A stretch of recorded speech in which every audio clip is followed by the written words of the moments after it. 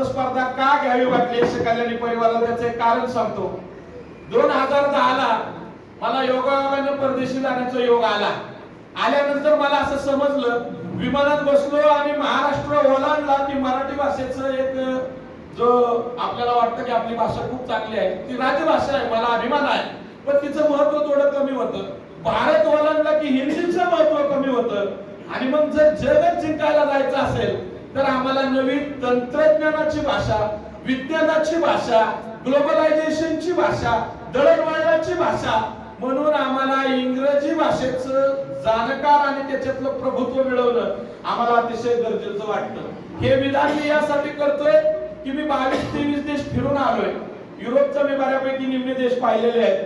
आशिया खंड जवळजवळ सगळा माझा आता बऱ्यापैकी पाहून झालेला आहे, चांगल्या प्रगती केलेल्या देशांचा टप्पा आहे. आणि मग मला वाटलं की इंग्रजी भाषेवरती जाण असणारी, त्याचा एक अभ्यास करणारी पिढी या तालुक्यातनं घडावी, असा एक माझ्या मनात मनोदय आला.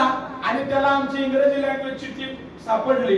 त्यांच्या माध्यमातून मला वाटतं त्यांनाही काहीतरी करण्याची इच्छा होती आणि म्हणून हे व्यासपीठ विद्यार्थी मित्रांनो निर्माण झालं. माणसाचा जन्म झाला त्यावेळी पहिल्यांदा चाकाला गती मिळाली, त्याची प्रगती सुरू झाली. पुढे त्यानंतर त्यांनी प्रगती करत असताना तंत्रज्ञान गाठायचा प्रयत्न केला. पण या सगळ्यांच्या मध्ये लेखन साहित्य जन्माला आलं आणि लेखनानं माणसाची लिपी तयार झाली. माणूस जोडला जाऊ लागला. पण या जोडण्याच्या नादामध्ये सगळ्यात महत्वाचा दुवा आहे माणसं जोडण्याचा, ज्याला आपण आत्मा म्हणूया संस्कृतीचा, तो आहे भाषा. आणि म्हणून जगाची सर्वाधिक बोलली जाणारी इंग्रजी भाषा ती मला सगळ्यात महत्वपूर्ण वाटते. आणि म्हणून विद्यार्थी मित्रांनो, तुम्ही जागतिक शास्त्रज्ञ कुठलेही बघा, अगदी नोबेल लॉरेट्स बघा, ज्यांचे तुमच्या अभ्यासक्रमात धडे आहेत, त्या नोबेल शास्त्रज्ञांना तुम्हाला समजून घ्यायचं असेल तर मला वाटतं जरा इंग्रजी भाषेची जाण आली तर विज्ञान तुम्हाला चांगल्या पद्धतीने मांडता येईल, अभिव्यक्त तुम्हाला होता येईल. आणि या सगळ्यांच्या बरोबर एक व्यासपीठ चांगलं असावं, त्याच्यातनं विद्यार्थ्याला आत्मविश्वास मिळावा. मी नेहमी म्हणतो की वक्तृत्व स्पर्धेची पर्वणी आहे. मला व्यासपीठाला सांगायचंय, आम्ही नेहमी म्हणतो की शब्दांना, विचारांची धार चढवण्यासाठी ही एक वक्तृत्वाची पर्वणी आहे. कारण हे काय करतील, इंग्रजी भाषा काय करते, आपल्या ज्ञानाला पंख देते आणि पंख आल्यावरती माणसाचा आत्मविश्वास वाढतो. मला वाटतं तो आत्मविश्वास या स्पर्धेतनं आमच्या विद्यार्थ्यांमध्ये जागृत व्हावा, यासाठी खऱ्या अर्थाने व्यासपीठ आहे. मला माहिती आहे सकाळी 7:30 वाजल्यापासून सर्व विद्यार्थी इथे आहेत. विद्यार्थ्यांना स्पर्धेचं किती आकर्षण असावं. आज आपण बघितलं असेल की 12-13 ठिकाणी जिल्ह्यामध्ये स्पर्धा सुरू आहे आणि त्यासाठी गेली 2 महिने या सगळ्या इंग्रजी असोसिएशनच्या सगळ्या तालुक्याच्या टीमच्या अध्यक्ष उपाध्यक्ष यांचं काम सगळीकडे चालू आहे.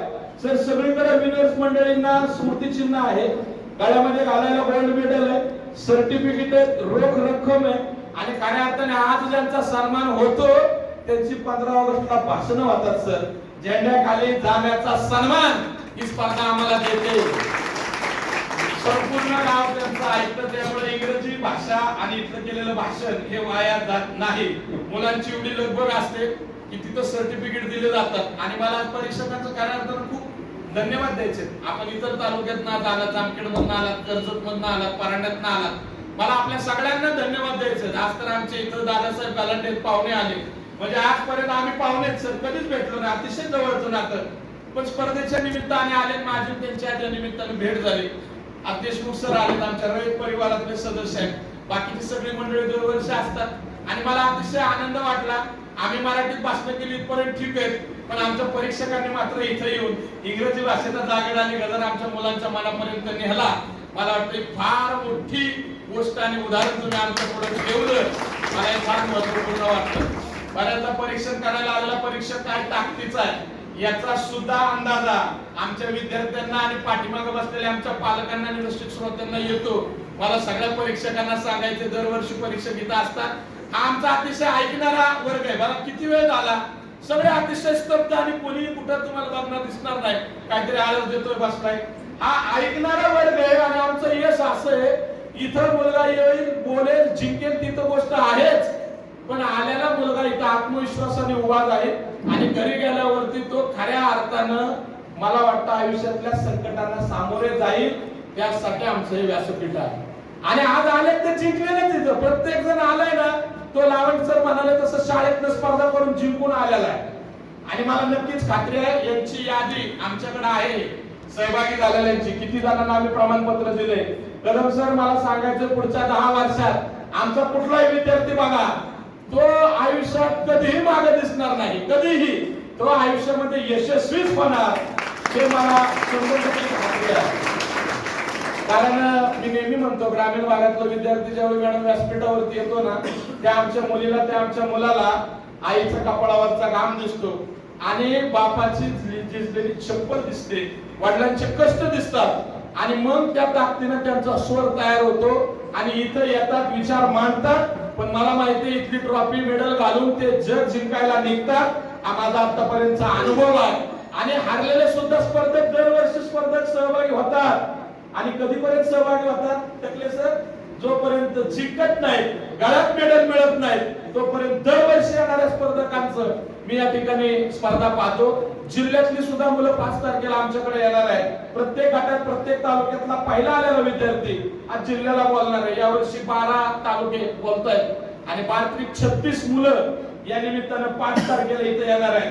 मला मागच्या वर्षीचा एक प्रसंग आपल्या सगळ्या पालकांना सांगायचा आहे. एक अक्कलकोटचा छोटा मुलगा, डोक्यावरती केस नाही, घरात कुठल्या तरी पत्र्याच्या घरात राहतो, त्याला पायात चप्पल नव्हती, कपडे सुद्धा त्याचे नीट नव्हते, मराठी शाळेतला होता. इथं आला, उभा राहिला आणि तो जिल्ह्याला पहिला आला. आई फडक्यात बांधून दिलेली भाकर तो घेऊन आला होता. बाहेर मी त्याला बघितलं, तो सगळ्यांच्या आधी आला होता आणि त्याच्यात एक निश्चय होता की मी जाताना जिंकून जाणार. आणि आज ज्यावेळी 2-3 वर्षांनी मी सर पाहतो चांदणे सर, तो मुलगा जिल्ह्याच्या सगळ्या वक्तृत्व स्पर्धांमध्ये आणि वर्गात सुद्धा प्रथम क्रमांकाने पुढे जातोय. मला वाटतं या स्पर्धेचं यश आहे. आणि म्हणून आज माझा अध्यक्ष मनोगताला या ठिकाणी समारोपाकडे नेताना मी सगळ्यात पहिल्यांदा सगळ्या स्पर्धकांचं या ठिकाणी मनोभावे अभिनंदन करणार आहे. इथं आलात, बोललात, तुम्ही जिंकलात. वर्गात बसणाऱ्या पोरांपेक्षा तुम्ही काहीतरी तालुक्यात येऊन काहीतरी नवीन निर्माण करायचा प्रयत्न केला, त्याबद्दल त्यांचे मनपूर्वक आभार आणि अभिनंदन. दुसरी गोष्ट, परीक्षकांनी त्यांची लेखणी मला वाटतं अगदी तर्कावरती घासून पुसून ठेवून मार्क दिले, त्यांचंही मी या ठिकाणी अभिनंदन करतो, आभार मानतो. जे पालक विद्यार्थ्यांना घेऊन आले पाठीमागं काय आजोबा आहेत 2-3, त्यांचं मला विशेष अभिनंदन आणि आभार मानायचे की आज खऱ्या अर्थाने 3ऱ्या पिढीपर्यंत आमची स्पर्धा पोहोचते. आणि शिक्षक वर्ग जो अतिशय जबाबदारीनं आपलं कर्तव्य पार पाडत आज या ठिकाणी विद्यार्थ्यांना घेऊन आला, त्यांचंही मी या ठिकाणी मनपूर्वक असं हार्दिक या ठिकाणी आभार आणि अभिनंदन या ठिकाणी व्यक्त करतोय. विद्यार्थी मित्रांनो, मला नक्कीच खात्री आहे तुम्ही येणाऱ्या कालखंडात जग जिंकचाल. आणि टकले सर आणि आदरणीय कदम सर आणि बदर साहेब, मी आपल्या सगळ्यांना सांगतो की आम्ही लवकरच आता इंग्रजी भाषेचं आमच्या लँग्वेजचं असोसिएशनचं रजिस्ट्रेशन होतंय शासनाकडे. ते झाल्यानंतर आम्ही एक आंतरराष्ट्रीय परिषद बाहेर देशात घ्यायचा प्रयत्न आमचा चालू आहे. त्यासाठी कझाकिस्तानचं तुरान नावाचं एक युनिव्हर्सिटी आहे, तुरान युनिव्हर्सिटी, त्याच्यावर आमचं बोलणं झालेलं आहे. थायलंड मध्ये आमचे शिवेंद्र नावटे प्राध्यापक आहेत, तिथंही आमचं बोलणं झालेलं आहे. मला येणाऱ्या कालखंडात फक्त इथं बोलणारे विद्यार्थी नको आहे, मला जग जिंकणारे, जगात जाणारे आणि आपल्या कर्मा तालुक्याचा आणि एकंदरीतच मराठी भाषेचा गौरव वाढवणारे मला ही सगळी मंडळी या निमित्तानं तयार करायची आहेत. आणि त्या दृष्टीनं मी या सगळ्या स्पर्धेकडे पाहतो आणि म्हणून मला ही स्पर्धा फार महत्वपूर्ण वाटते. आम्ही सगळ्या तालुक्यातल्या शिक्षकांना सुद्धा विनंती केलेली आहे की आपण सुद्धा पासपोर्ट काढा. पासपोर्ट कधीच काढलेले नसतात, आपला एवढा त्या बाबतीत शिक्षण विभाग पाठीमागा आहे. कारण त्यांना वाटतं आपण गाव सोडू का नाही, जिल्हा सोडू का नाही, एकदा नोकरी लागली म्हणजे चिटकून रिटायर झालो, असं व्हायला नको. आज जग फार वेगाने बदलतंय, एआय ची टेक्नॉलॉजी येते. आपण जर खऱ्या अर्थाने विद्यार्थ्यांपुढे सक्षमपणे उभा राहायचं असेल तर आम्हाला नवीन ज्ञान ग्रहण करावं लागेल, ही काळाची गरज आहे. आणि म्हणून मला त्या दृष्टीने शिक्षकांचं सुद्धा महत्वपूर्ण वाटतं. विद्यार्थ्यांना सुद्धा सांगेन 1.5 लाखाचा एखादा आयफोन येणाऱ्या कालखंडात नका घेऊ. बॅग भरून युरोपचे 4-5 देश फिरून या. कारण 1000 पुस्तकं वाचणं एकीकडे आणि एक प्रवास करणे एकीकडे असतो. तो प्रवास आपल्याला शिकवतो, ते 1000 पुस्तकं शिकवत नाही. या सगळ्यांच्या दृष्टीने मला वाटतं येणाऱ्या कालखंडात आपली इंग्लिश असोसिएशन प्रयत्न करणार आहे. त्या दृष्टीने असोसिएशनच्या सगळ्या सदस्यांचं मी या ठिकाणी मनपूर्वक आभार मानतो. आणि मला आपल्या सगळ्यांना एक नम्रतेची विनंती करायची भाषण समारोप करताना. मी आदिल सरांना विनंती करेन, जरा थोडं तुम्ही समोर या, आमच्या विद्यार्थ्यांना थोडं दिसू द्या, पुढे या जरा थोडंसं. रेवनाथ आमलिंग नावाचे आमचे एक पंचायत समितीचे अधिकारी आहेत. या माणसासाठी जरा सगळ्यांनी उभा राहून टाळ्या वाजवा, उभा राहून.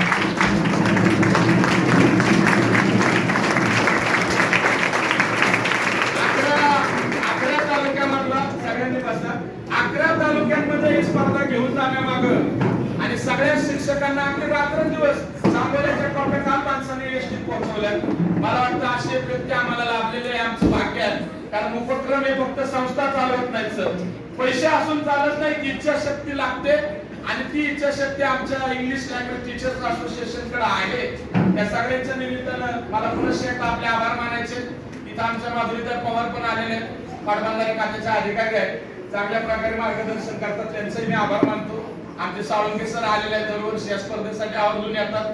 त्यांचं फौजी नावाचं मोठा ढाबा आहे, ते सगळं बंद करून मुलासाठी त्यांच्या शुभनीतीसाठी ते नेहमी येतात. असे पालक तेलंगे सर असतात दौले सरांसारखे, त्यावेळी खऱ्या अर्थानं मुलं वाढतात. आज सगळे शिक्षक लांब मुलांना घेऊन आले, त्यांचाही मी या ठिकाणी मनपूर्वक आभार मानतो. सगळ्यांचं अभिनंदन करतो, शुभेच्छा देतो आणि माझं लांबलेलं मनोगत थांबवतो. धन्यवाद. जय हिंद, जय महाराष्ट्र.